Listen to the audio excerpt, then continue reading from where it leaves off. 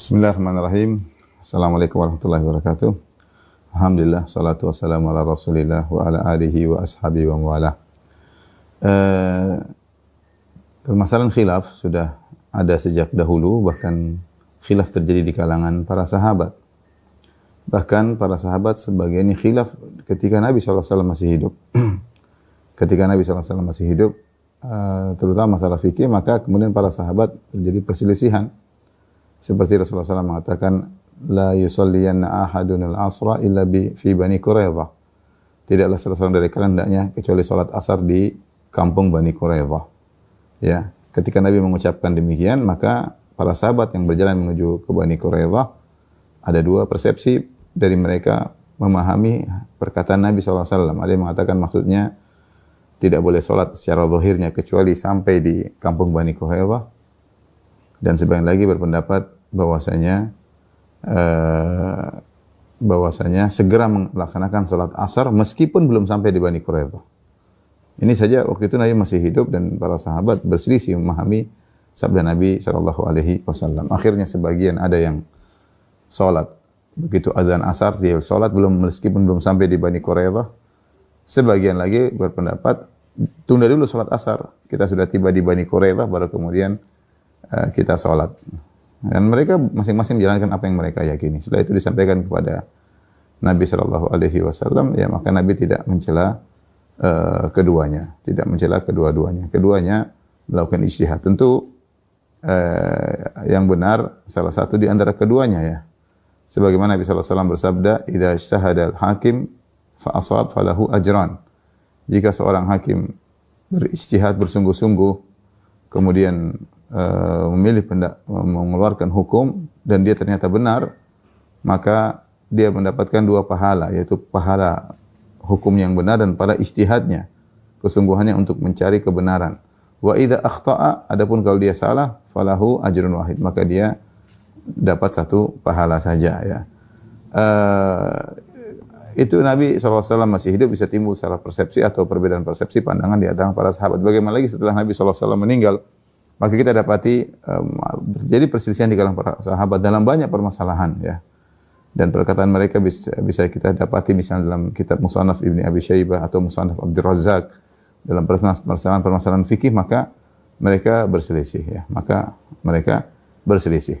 Di antara para ulama ya, ada yang memandang ini adalah rahmat dari Allah Subhanahu wa taala. Dari sisi apa? Dari sisi ketika ada orang berbeda pendapat, maka kita tidak bisa menyesatkannya ya. Kita tidak bisa menyesatkannya karena memang dia punya sisi pandangan. Dia punya sisi pandangan. Karenanya secara umum masalah-masalah fikih dalam Islam terbagi dua, yaitu permasalahan yang diijma'kan, disepakati. Yang kedua permasalahan diperselisihkan. Dan permasalahan yang diperselisihkan lebih banyak daripada yang disepakati. Di yang diperselisihkan juga tersebut ada dua. Ada diperselisihkan yang diakui perselisihannya dan ada yang disebut dengan al-aqwal asyadzah, yaitu pendapat yang nyeleneh atau menyimpang yang tidak dianggap. Karena kalau kita buka perselisihan akan banyak perselisihan. Tetapi jadi kita bisa bagi dua, ada perkara yang diijma'kan, di konsensus, disepakati dan ini harus kita ikuti, tidak boleh keluar dari pendapat ini. Rasulullah SAW mengatakan la tajtami ummati 'ala dhalalah, umatku tidak akan bersatu di atas kesesatan. Permasalahan yang kedua adalah yang diperselisihkan. Yang diperselisihkan ada juga dua. Ada yang diakui perselisihannya dan ada yang tidak. Ya. Laisa kullu khilafin ja'a mu'tabaran illa khilafun lahu atau illa khilafan lahu hadzun minan nazar. Tidak semua permasalahan khilaf itu dianggap kecuali yang punya sisi pendalilan. Nah, yang tidak dianggap tersebut namanya al-aqwal asyadzah, yaitu pendapat-pendapat yang nyeleneh. Nah, yang kita sampaikan di dalam buku bekal salat atau yang lainnya, ya, khilaf adalah khilaf yang mu'tabar, khilaf yang diakui oleh para ulama sebagai khilaf. Fungsinya adalah kita melapangkan dada kita ketika menghadapi khilaf, sambil kita berusaha mencari yang benar tanpa harus menghukumi yang lain dengan sesat atau menyimpang atau yang lainnya. Selama itu khilaf di kalangan para ulama ya. Tadi saya bilang sebagian ulama memandang ini suatu kemudahan bagi Allah, dari Allah Subhanahu wa taala bagi hamba-hambanya, karena ada beberapa metode untuk menghadapi suatu kasus, suatu permasalahan ya, sehingga tidak mudah kita menyalahkan yang lainnya. Adapun kalau dikatakan Ustaz bagaimana kalau kita semua bersepakat untuk bersepakat. Ini adalah perkataan yang susah ya. Bersepakat untuk bersepakat. Justru yang ada bersepakat untuk tidak bersepakat dalam masalah ini ya. Karena cara pandang orang berbeda-beda ya. Satu dalil saja ada yang maknanya begini, ada yang maknanya begini, maka di antara kelapangan Islam kita tidak perlu dipaksakan, dan alhamdulillah itu pada perkara-perkara furu' ya, bukan perkara-perkara usul. Semua sepakat salat wajib. Semua orang sepakat salat 5 waktu ya. Semua orang sepakat salat subuh 2 rakaat, salat zuhur 4 rakaat, salat asar 4 rakaat, salat maghrib 3 rakaat, salat isya 4 rakaat, sepakat alhamdulillah. Semua sepakat ada salat qabliyah, ada salat ba'diyah ya. Semua sepakat kalau salat zuhur dan asar sirriyah tidak dikeraskan. Banyak hal disepakati ya. Adapun furu' bagaimana cara salatnya, angkat tangan atau tidak angkat tangan, kemudian gerak jari atau tidak gerak jari, misalnya posisi kaki, dan itu masalah furu', maka tidak jadi masalah. Kita melatih diri untuk bisa berlapang dada. Ya, secara sederhana mungkin kita bilang bagaimana kalau mereka bersatu, tapi ternyata memang tidak bisa. Ya, memang sudah dari sananya kecenderungan orang untuk menilai berbeda-beda, sudut pandang berbeda-beda, dan saya katakan tadi ini mungkin sebenarnya mengatakan adalah rahmat dari sisi tidak menyalahkan satu yang lainnya, tidak menyalahkan satu yang lain, karena masing-masing punya sudut pandang. Nah, tugas kita sebagai orang awam, apa yang kita lakukan? Kita berusaha menilai. Kalau kita punya kemampuan untuk menilai, kita menilai. Kalau kita tidak punya kemampuan untuk menilai, maka kita amalkan firman Allah Subhanahu wa taala, fas'alu ahla dzikri in kuntum la ta'lamun. Bertanyalah kepada orang yang berilmu jika kalian tidak mengetahui. Ini pendapat inilah yang disampaikan oleh Imam Nawawi rahimahullahu taala ketika menjelaskan tentang masalah mazhab, apakah harus bermazhab, dan ini mengatakan bahwasanya orang-orang awam tugas mereka bertanya kepada orang yang mereka percaya punya ilmu, ya. Maka kalau orang awam tidak perlu mendalam-dalam ini begini, sudah dia tanya, dia yakin ada seorang yang berilmu, dia tanyakan bagaimana hukum begini, bagaimana gerakan ini. Kalau dia sudah percaya, dia percaya pada yang dia tanya, sudah dia tinggal kerjakan. Dia tinggal kerjakan, tidak usah dia rubah-rubah. Nanti kalau suatu saat datang ilmu yang baru yang membuat dia bisa merubah, nggak ada masalah. Ini dia hanya berada pada pahala, tetap dapat pahala. Apakah yang dia pilih benar ataukah yang dia pilih salah, tetap dapat pahala. Tapi yang jelas dia menjalankan firman Allah, fas'alu ahla dzikri, bertanyalah kepada orang yang berilmu. Dan kita dapati yang perkara salat banyak khilaf. Dan saya sengaja memang ketika menulis buku bekal salat, sengaja saya sampaikan khilaf untuk melatih kawan-kawan berlapang dada ya. Karena ketika saya menulis buku salat, saya hanya menyampaikan yang rajih saja, yang kuat, dan saya tidak mengisyaratkan kepada yang masalah khilaf.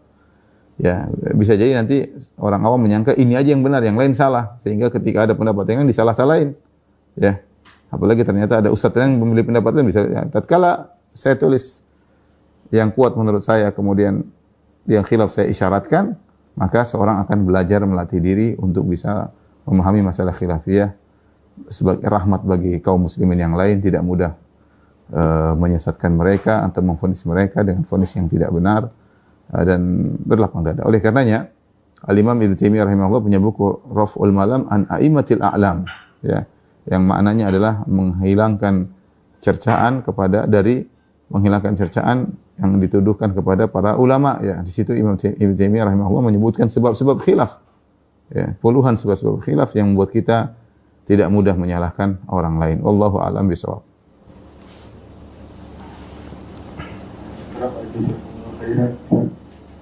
Dia pertanyaan kedua masih berkaitan dengan pertanyaan sebelumnya. Bila ada khilaf dalam gerakan dan bacaan salat, apakah hukumnya memilih antara satu dan istiqomah dengan pilihan itu, atau bergantian mengamalkan semua dalil? Misal beberapa waktu menggerakkan jari saat tahiyat akhir, tidak baca salawat Nabi saat tahiyat awal, dan beberapa waktu mengamalkan yang lain. Di sana ada jawabannya. Di sana ada permasalahan khilaf yang dia hanya sekedar afdal atau tidak afdal. Kalau sekedar afdal atau tidak afdal, maka dia silakan ganti-gantian, enggak ada masalah, karena cuma afdal tidak afdal. Contoh seperti masalah ketika akan turun dari berdiri menuju sujud, ya. Apakah lutut lebih dahulu atau kedua tangan lebih dahulu? Ibnu Taimiyah rahimahullah telah menjelaskan bahwasanya khilaf ini hanya masalah khilaf mana yang lebih afdal, dan ulama sepakat mau turun dengan kedua lutut atau dengan kedua tangan sah, tidak jadi masalah. Cuma mana yang lebih afdal. Ketika khilafnya hanya masalah mana yang lebih afdal, maka kita boleh, ini boleh gitu, nggak ada masalah. Karena ini masalah afdal. Saya hanya berpindah dari melakukan yang paling afdal atau yang kurang afdal, tapi dua-duanya boleh. Contoh lagi seperti masalah sujud sahwi. Sujud sahwi tentu ada perincian, ya. Dan pendapat yang kuat adalah boleh sebelum salam dan boleh setelah salam. Hanya saja mana lebih afdal, sebelum salam atau setelah salam, ini butuh perincian. Nah, seperti ini kita boleh sesekali setelah salam, sekali sebelum salam, ya. Atau kita merinci kalau begini, kalau tambahan berarti setelah salam, kekurangan sebelum salam, seperti ini mudah dan boleh kita ganti-ganti karena dia hanya berputar dari afdal dan tidak afdal.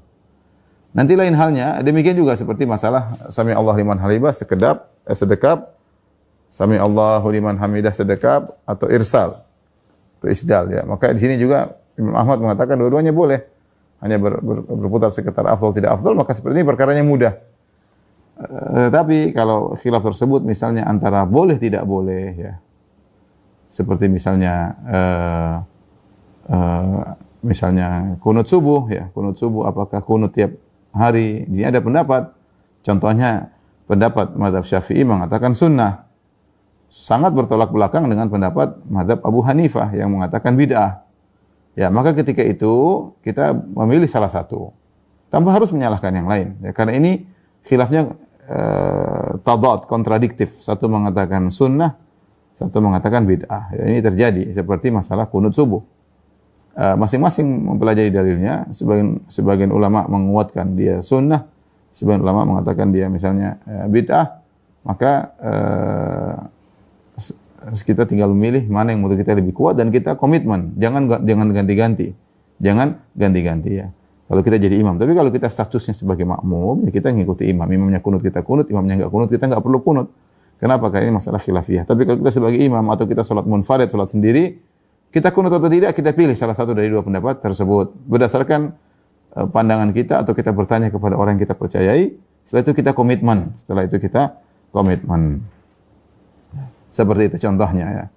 Jadi tergantung jenis khilafnya. Tetapi secara umum kalau kita sudah bertanya dan kita sudah cenderung kepada salah satu pendapat, ya sudah kita komitmen dengan pendapat tersebut. Ini secara umum, ya. Secara umum biar kita mudah, ya. Kita komitmen kepada satu pendapat biar kita mudah menjalankan. Dan Allah tahu kita sudah berusaha mencari kebaikan. Kita bertanya pun sudah dapat pahala, ya. Terselepas maling itu pendapat yang kita pilih ternyata lebih kuat atau kurang kuat, itu enggak urusan. Yang penting seorang sudah menjalankan firman Allah, fas'alu ahla dzikri in kuntum la ta'lamun. Bertanyalah kepada yang berilmu jika kalian tidak mengetahui. Allah a'lam bishawab.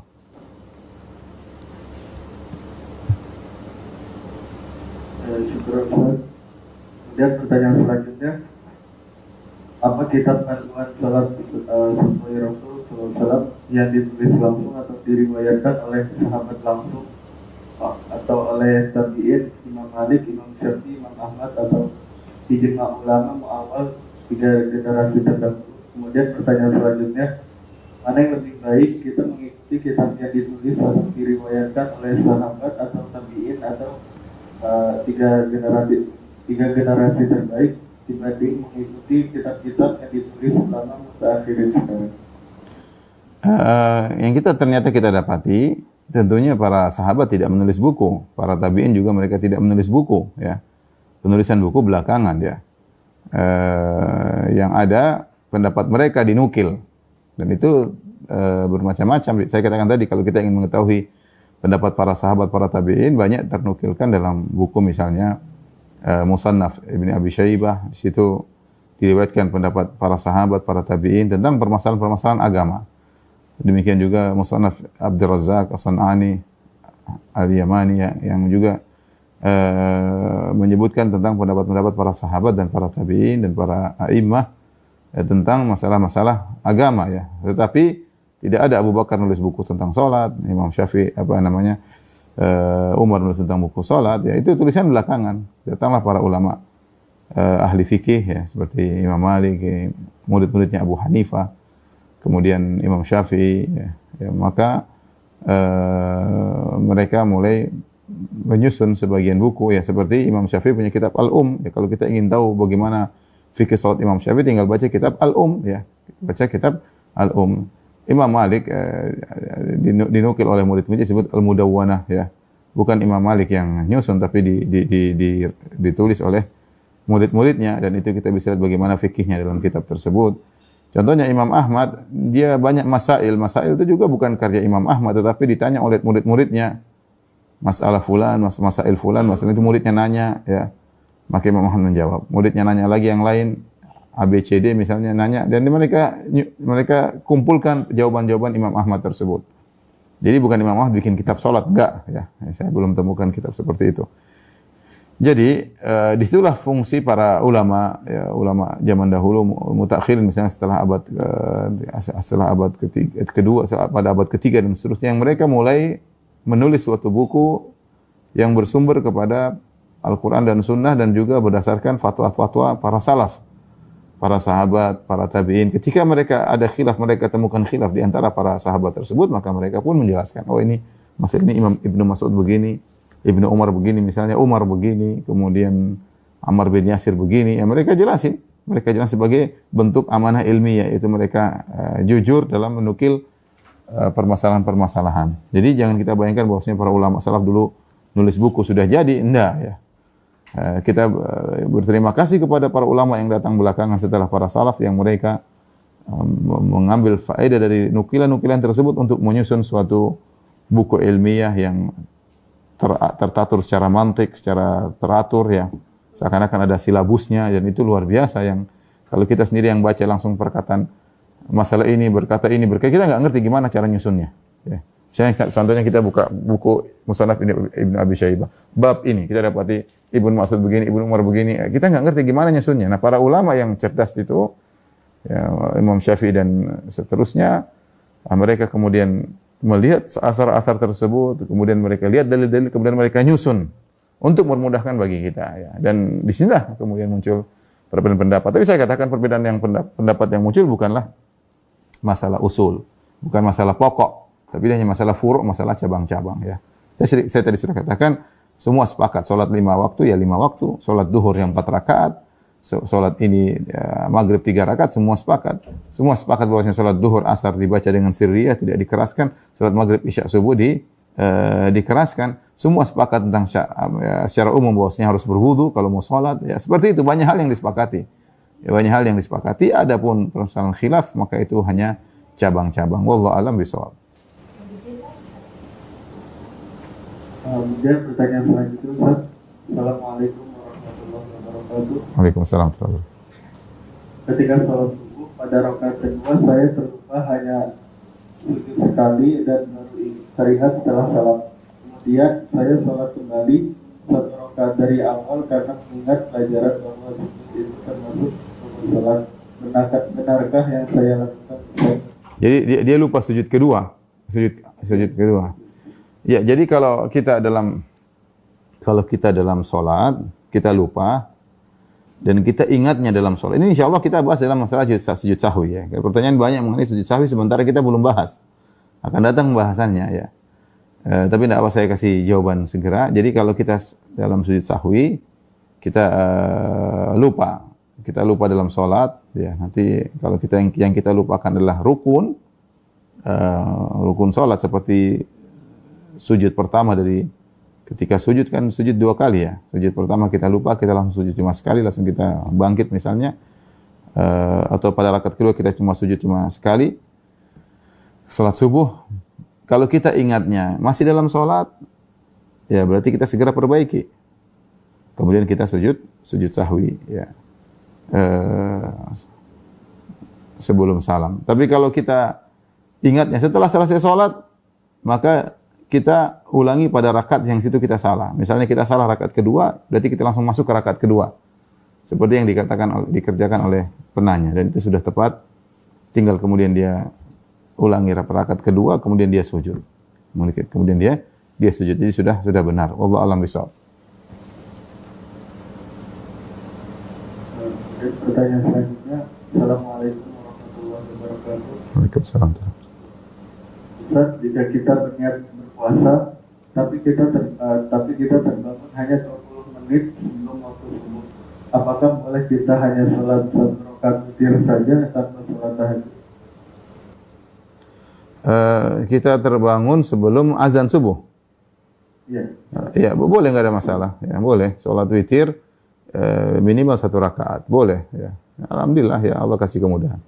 Bisa 3, alhamdulillah. Kalau nggak bisa 1, ya maka sudah cukup. Wallahu a'lam bishawab.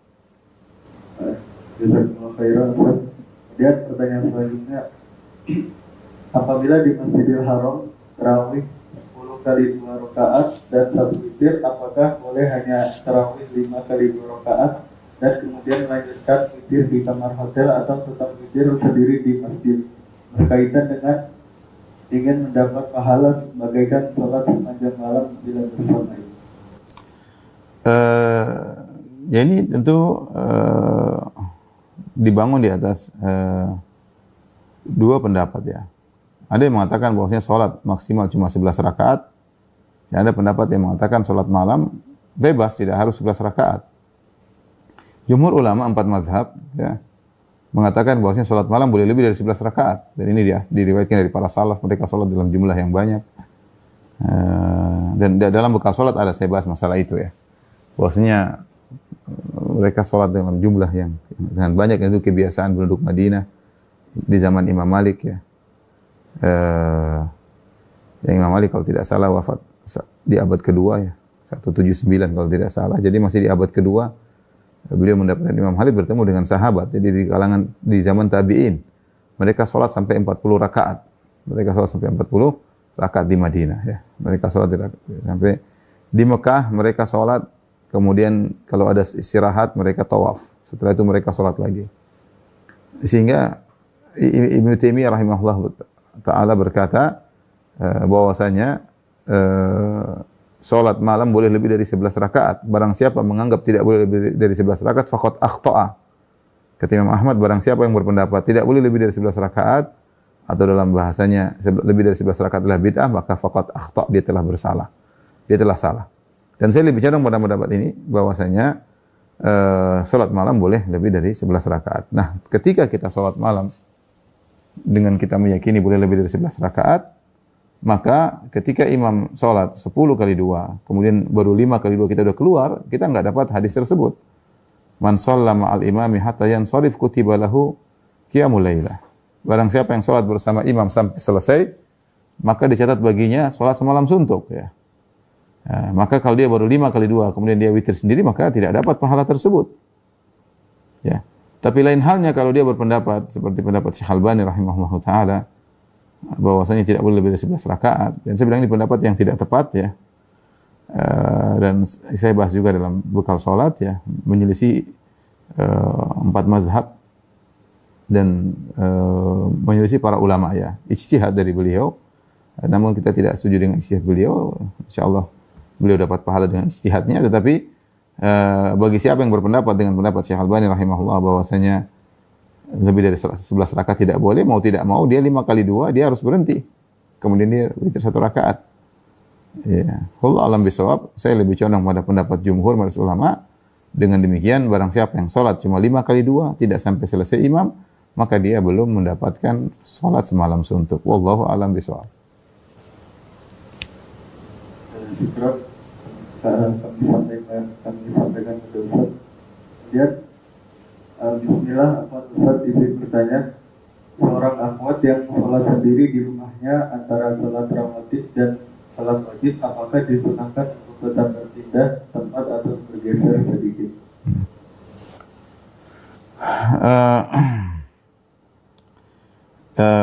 Hadis tentang hal tersebut diperselisihkan oleh para ulama ya. Jika seorang selesai salat hanya dia maju sedikit, mundur sedikit, kanan sedikit atau kiri sedikit ya, sebenarnya menghasankan ya. Sehingga saya Syekh Al-Abbad ya juga menilai hadis ini adalah hadis yang kuat sehingga diamalkan ya, dan itu berlaku bagi lelaki maupun perempuan di masjid maupun di luar masjid ya, berlaku umum.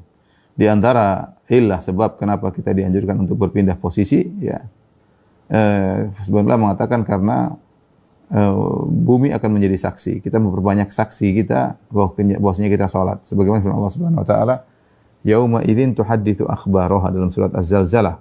Pada hari tersebut bumi akan menjadi saksi atas peristiwa-peristiwa yang terjadi di atasnya. Di antaranya kalau kita salat kemudian kita pindahkan antara salat fardhu dengan salat sunnah, maka menambah saksi bagi kita pada hari kiamat. Oleh karenanya Nabi sallallahu alaihi wasallam ketika salat salat Id, Rasulullah pergi dari satu jalan dan pulang dari jalan yang lain. Para ulama khilaf tentang apa maksud kenapa Rasulullah demikian. Ada yang mengatakan karena agar memperbanyak saksi bagi bumi, ya, untuk bersaksi bagi kita untuk kebaikan di hari kiamat kelak. Yang kedua mengatakan bahwasanya kenapa kita pindah tempat antara salat sunnah dengan salat fardu agar tidak disangka kedua salat ini adalah salat yang merupakan satu kesatuan. Ya, maka bisa dipisahkan dengan berpindah posisi atau dipisahkan dengan zikir. Kalau orang sudah zikir, sudah menunjukkan perpisahannya, maka dia tidak harus untuk pindah posisi sebelah kanan, sebelah kiri, depan, belakang, ya. Wallahu a'lam bishawab. Jadi tidak mengapa kalau memang dia ingin menjalankan sunnah tersebut sebagaimana disampaikan oleh sebagian ulama. Wallahu a'lam bishawab. Kemudian pertanyaan selanjutnya, jika kita sebagai imam, bolehkah kita melakukan gerakan dahulu baru bertakbir dikarenakan menghindari gerakannya makmum dahulu kita, seperti ketika sholatnya akhwat bersama makmumnya yang saling berdekatan? Tidak jadi masalah. Takbir itu bisa dimulai ketika awal gerakan, kita bisa mulai di tengah gerakan, ketika kita bisa juga setelah kita pindah ke rukun berikutnya baru kita takbir, boleh juga. Jadi tidak jadi masalah. Kalau memang kita tahu, kita khawatir jemaah akhwat begitu semangat, khawatir bisa menyamai imam atau bahkan dulu imam, maka tidak jadi masalah. Kita misalnya Allahu Akbar, kita mau rukuk kita angkat dulu, baru Allahu Akbar, tidak jadi masalah. Boleh, nggak jadi masalah. Wallahu a'lam bishawab. Kemudian pertanyaan selanjutnya, bacaan surat untuk salat rawatib apakah hanya mengikuti yang disunahkan saja, yaitu surat Al-Kafirun dan Al-Ikhlas, seperti sholat rawatib zuhur 4 rakaat mulia dan 2 rakaat ba'diyah? Apakah hanya 2 surat itu saja dibaca? Tidak, itu hanya datang dalam sebagian sholat, ya, seperti sholat witir disunahkan baca rakaat ketiga dan keempat Qul Kafirun Qul Huwallahu Ahad, kemudian sholat qobliyah subuh Qul Kafirun Qul Huwallahu Ahad, kemudian maghrib ba'diyah Qul Kafirun Qul Huwallahu Ahad. Yang lainnya bebas, ya. Yang lainnya bebas, kita baca surat apapun, ayat juga boleh, enggak ada masalah, ya. Itu hanya pada poin pada sholat-sholat tersebut disunahkan Qul Kafirun Qul Huwallahu Ahad, ya. Itu pun kalau kita mau sesekali ganti dengan surat yang lain tidak jadi masalah, ya. Tidak dikiaskan dengan sholat-sholat yang lain, karena dalil qobliyah subuh Qul Kafirun Qul Ahad berarti semua qobliyah dan ba'diyah baca Qul Kafirun Qul Ahad. Enggak demikian. Kalau seandainya itu ada, tentu para sahabat akan menukil seluruh sholat Nabi dengan mengatakan, Nabi kalau sholat rawatib selalu Qul Kafirun dan Qul Huwallahu Ahad. Namun kenyataan tidak demikian. Mereka hanya menukil beberapa sholat yang Nabi fokus membaca Qul Kafirun dan Qul Huwallahu Ahad. Allah mengatakan hal itu karena Nabi SAW ingin orang memperkuat tauhidnya, karena Qul Kafirun Qul Huwallahu Ahad itu namanya sama-sama adalah surat tentang tauhid, ya, tentang surat yang untuk masalah tauhid. Qul Kafirun yaitu tauhid dan berlepas diri daripada kesyirikan. Kemudian Qul Huwallahu Ahad berbicara tentang masalah tauhid. Sehingga ketika seorang salat maghrib, ya, di penghujung hari, di awal malam dia ingat tentang tauhid. Kemudian ketika dia salat witir di penghujung malam, dia ingat tentang tauhid. Kemudian ketika dia sholat subuh setelah qobliyah subuh, setelah azan subuh, dia ingatkan dirinya lagi tentang tauhid. Maka disunahkan baca Qul Kafirun Qul Huwallahu Ahad. Adapun sholat-sholat yang lainnya, rawatib yang lain, maka bebas, alhamdulillah. Pertanyaan selanjutnya, Ustaz. Bismillah, semoga Ustaz dan keluarga selalu dalam lindungan Allah. Ustaz, ada seseorang yang sholat selama 60 tahun tapi sholatnya tidak diterima dikarenakan ia tidak menyempurnakan rukuknya tetapi tidak menyempurnakan i'tidalnya. Ia menyempurnakan sujudnya tapi tidak menyempurnakan rukuknya. Mohon penjelasannya kembali, Ustaz, bagaimana definisi rukuk dan sujud yang sempurna tersebut? Apakah lama ruku, sujud, dan tidak harus sama? Saat ruku kita membaca subhanakallahumma rabbana wa bihamdika, dan saat sujud kita membaca subhana rabbiyal a'la, dan dilanjut dengan membaca doa-doa yang sesuai dengan hajat kita. Atau apakah itu sudah bisa dikatakan sempurna? Dan juga penjelasannya Ustaz, ada suatu kondisi yang qadarullah suami tidak berangkat ke masjid untuk sholat berjamaah dan kami sholat berjamaah di rumah. Bagaimana cara kita sebagai makmum perempuan membenarkan bacaan suami yang terkadang keliru ketika membaca surat pendek? Saat kita bangkit dari sujud untuk rakaat kedua, apakah kita harus mengangkat tangan?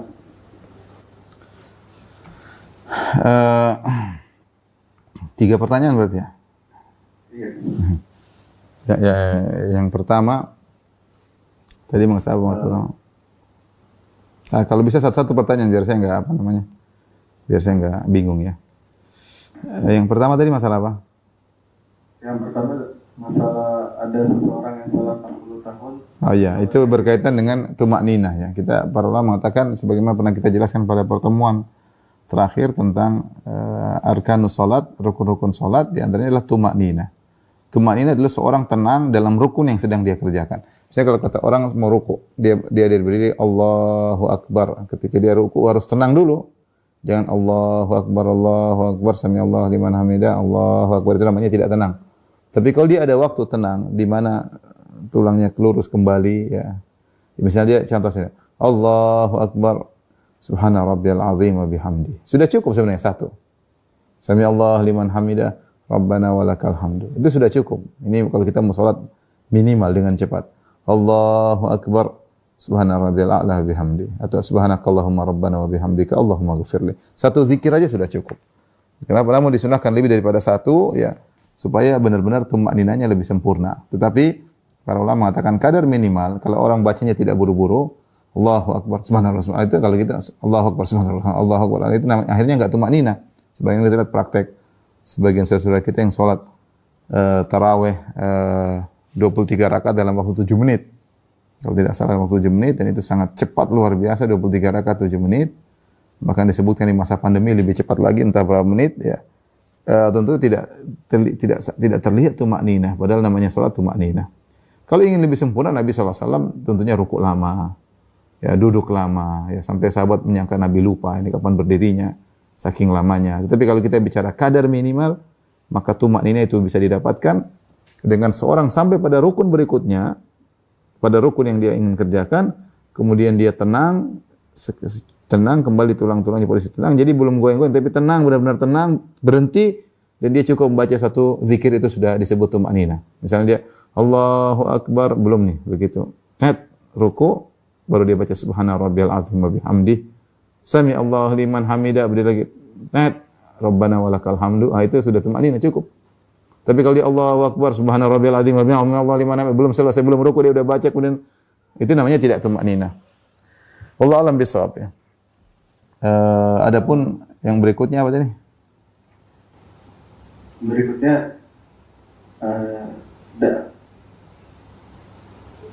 ini apa nanti coba? Cara kita dan mohon penjelasannya Ustaz. Ada suatu kondisi yang qadarullah suami tidak berangkat ke masjid untuk salat berjamaah dan kami salat berjamaah di rumah. Bagaimana cara kita sebagai makmum perempuan membenarkan bacaan suami yang terkadang keliru ketika membaca surat Al-Fatihah? Allah alam, ini pertanyaan bagus ya, ini kita butuhkan di zaman sekarang, tapi saya tidak tahu jawabannya. Mudah-mudahan nanti bisa saya jawab pada pertemuan berikutnya. Mudah-mudahan saya tidak lupa ya.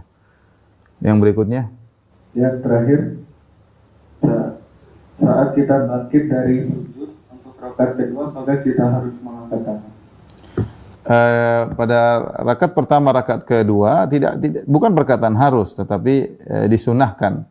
Disunahkan ketika kita balik tasyahud awal ke rakaat ketiga kita angkat tangan. Adapun dari rakaat pertama ke rakaat kedua atau rakaat ketiga ke rakaat keempat, maka tidak disunahkan. Ini pun ada masalah khilaf, tapi saya lebih condong pada pendapat tersebut. Sebagaimana pernah kita jelaskan bahwasanya ngangkat kedua tangan hanya disunahkan pada 4 tempat. Pertama ketika takbiratul ihram, yang kedua ketika dari berdiri menuju ruku, Allahu Akbar, Yang ketiga dari rukuk menuju i'tidal, angkat tangan sami Allah liman hamidah. Empat dari tasyahud awal menuju ke rakaat ketiga. Selain itu maka tidak disunahkan untuk mengangkat kedua tangan. Adapun hadis yang diriwayatkan dari Malik bin Huwairits ya radhiyallahu anhu, maka bahwasanya Rasulullah SAW mengangkat kedua tangannya bi kulli khafdin wa raf'in, setiap turun dan setiap naik angkat kedua tangan, maka sebenarnya mengatakan hadisnya syadz, tidak sahih. Kalaupun dia sahih, maka mungkin dikerjakan oleh Nabi sesekali. Dikerjakan oleh Nabi sesekali saja, bukan terus-terusan. Karena Ibnu Umar yang selalu sholat di belakang Nabi, tidak menyebutkan Nabi selalu mengangkat kedua tangan. Tapi menyebutkan Nabi hanya mengangkat kedua tangan di 4 tempat tadi yang saya sudah sebutkan. Takbiratul ihram, kemudian ketika mau ruku, dari berdiri menuju ruku, kemudian dari ruku menuju i'tidal, kemudian dari duduk tasyahud bangkit ke rakaat ketiga. Wallahu a'lam bishawab.